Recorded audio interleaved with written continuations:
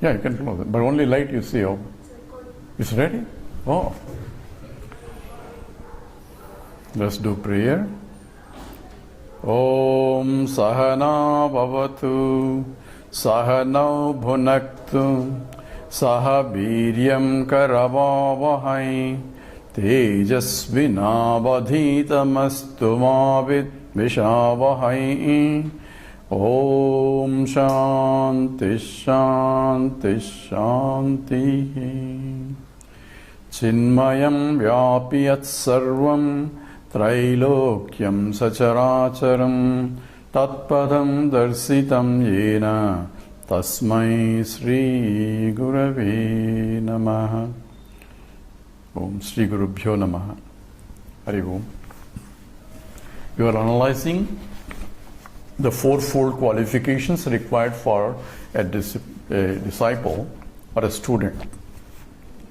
And of that, the first one and most important one is Viveka, and we have provided some exhaustive analysis of what Viveka involves. So other three, next one is Vairagyam. Vairagyam is dispassion, that means ready to give up. And Vairagyam is always, people understand that I have to become a sannyasi. So it's not that. My dependence on something other than myself I have to give up. That is the highest Vairagya. The Vairagya that we are talking about is my longing for all other objects. And where I think that will give me happiness, because that will distract my mind from my essential pursuit.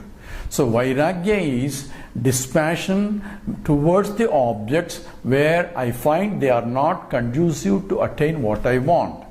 Because I can get a better and in fact better happiness out of withdrawing my mind and indulging my mind to the higher. A recognition of that will automatically make. A simple example is a child with the marbles, and he thinks that is the greatest wealth for him.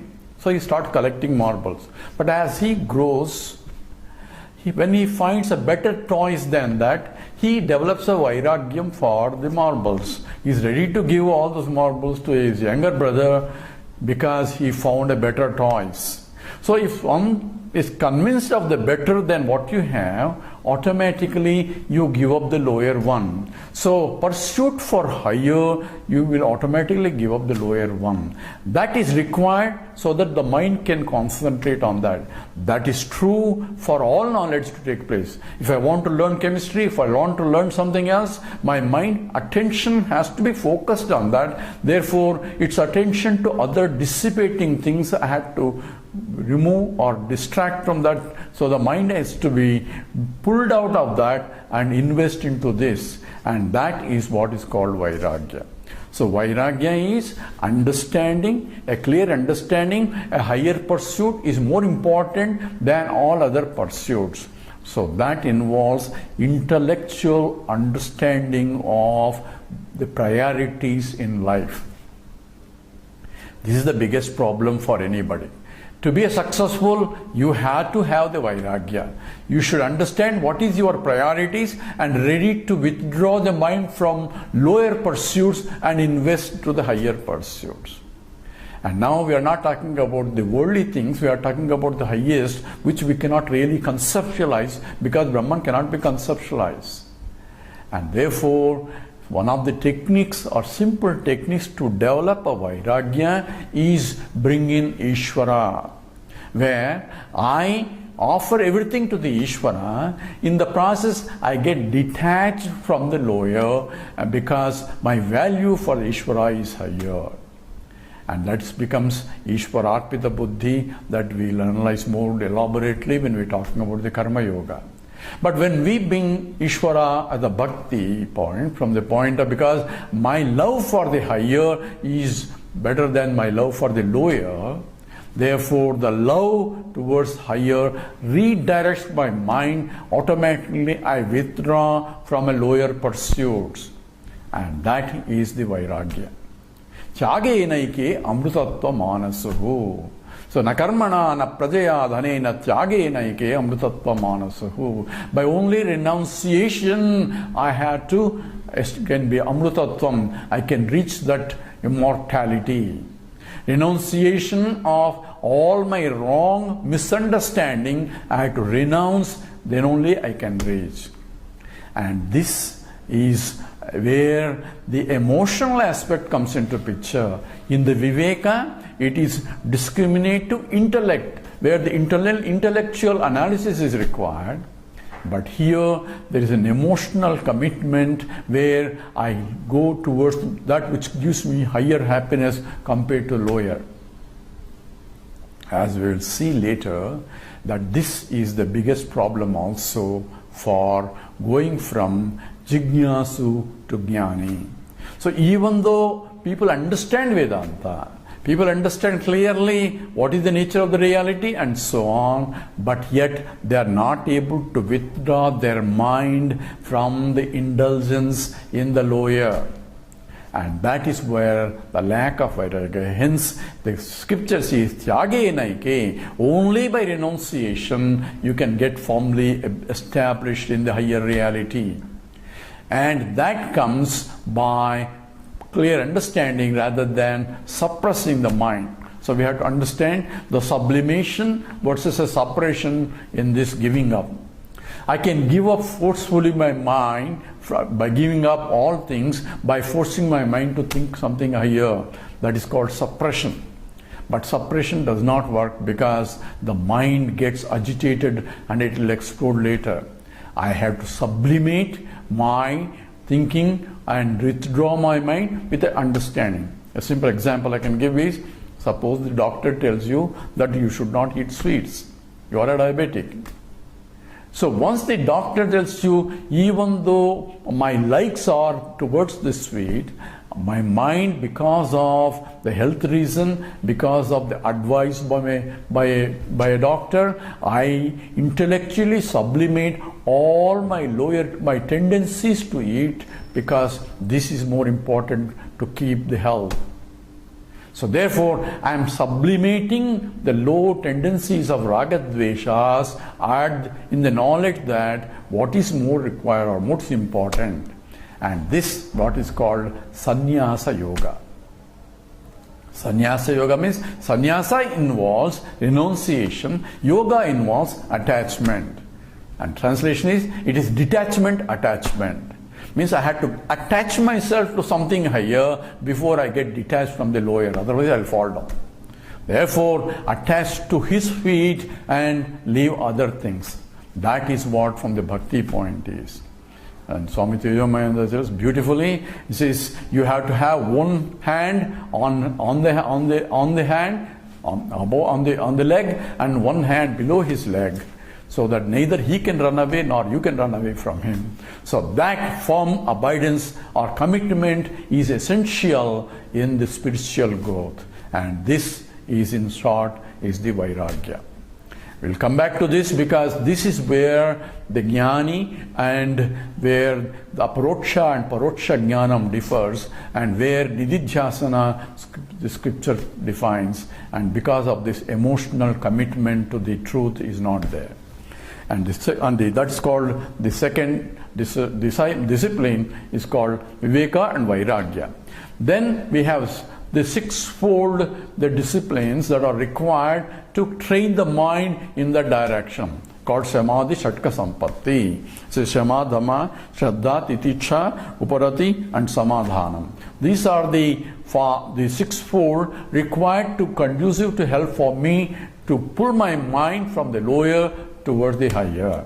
For example, the dhamma means withdrawing deliberately, physically my mind without going into the environments that really dissipate my mind. Simple example is, if I am diabetic, don't go to a bakery shop, because there are only, what they sell is only sweets there. So there is no point unnecessarily to go there to environment and then say I can't eat anything. So better not go there or withdraw your physically from those that called dhamma. Shama is no mentally withdraw. Even though I am sitting in one place, if my mind is indulging all that, then that's only dissipating the mind. Particularly in the Ekadasi time, people want to fast, and it so happens on that day only the wife cooks delicious food upstairs. My mind is indulging, says, why is she cooking now when I am trying to do upavasa? So my mind is indulging in that mentally, but the withdrawal is incomplete. So only way is Shama is to intellectually convince myself and then devote it. Just for the completeness, what is Ekadasi also to tell you? Ekadasi is 11 and it comes after 10 obviously. So it involves this Pancha Karmendriyas, Pancha Jnanendriyas and the mind together are 11. All those equipments together have to be redirected towards the higher, at least on that day. That's what. It's not just the eating, it is eating from all the indulgences, from all the senses, through 5 senses. I have to withdraw that mind and put the mind into the higher. That is real Ekadasi Vrata. So that is the Shama. So withdrawing the mind. And Shraddha. Shraddha is faith in the knowledge. So the Shankaracharya defines these. The Shraddha is Shastrasya Guru Vakyasya Satya Buddhyavadharana Sa Shraddha. What is Shraddha? That what my teacher is teaching and that which is that scriptural teaching indeed all is Satyam, is indeed true, and that faith will make me to listen to the teaching. It is not a belief. So Shraddha is not a believer. Shraddhavan labhate jnanam. Krishna says only those people who have faith will be able to discover the knowledge. So here Shraddha means where I am convinced that it is important. Simple example is I am sitting in a physics class. So in the physics class when I am sitting, I have this Shraddha because I know what the teacher is going to teach only is the correct physics. And he is referring to the books and I know what the book says also is correct. So I am convinced that the teacher is not going to lie to me, some nonsense he is not going to teach.